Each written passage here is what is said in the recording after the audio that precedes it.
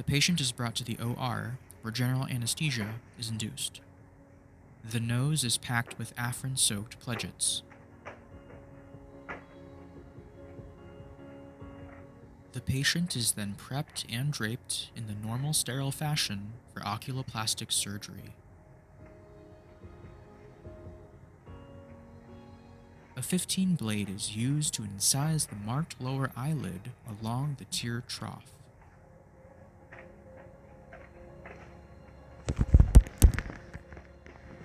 Blunt dissection is carried down to the periosteum of the infraorbital rim with Stevens tenotomy scissors.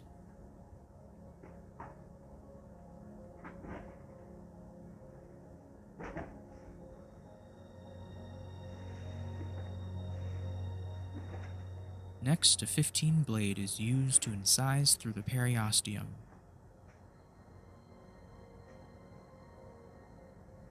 A freer elevator is used to elevate the periosteum along the infraorbital rim. This is then detached along a medial direction. The surgeon now encounters the lacrimal sac fossa. At this point, a kerosene rongeur is used to enlarge and remove the frontal component of the maxillary process.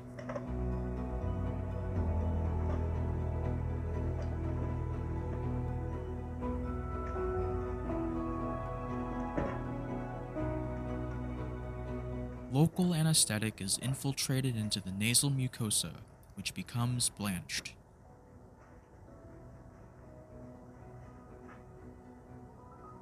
Then lacrimal intubation is performed. A punctal dilator is used to dilate the upper and lower puncta.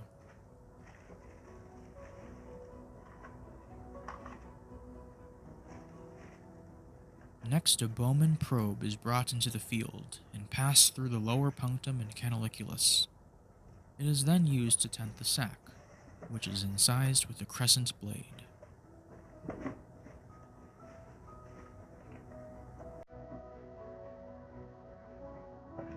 The upper punctum is then dilated and cannulated.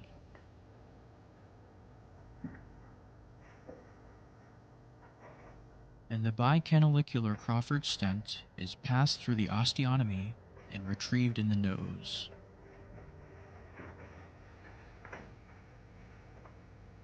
Now the lower punctum is approached.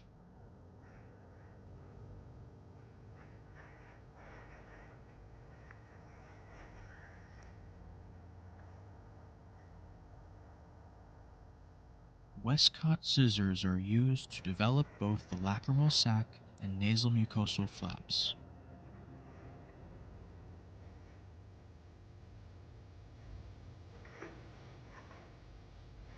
An anterior flap of lacrimal sac is sutured to an anterior flap of nasal mucosa using 4-0 chromic gut.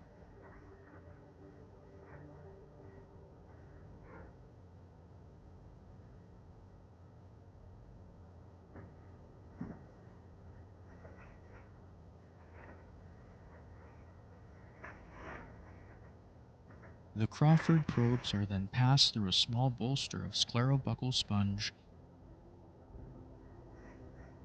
inserted into the nose,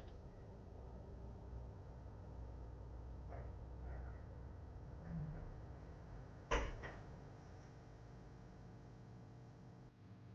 the ends are tied to each other using 7 square knots.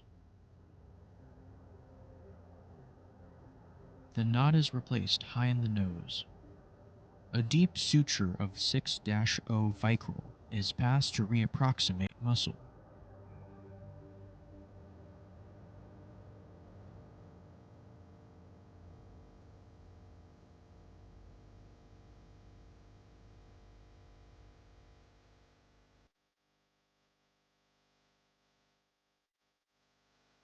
And the skin is closed using 6-0 express gut.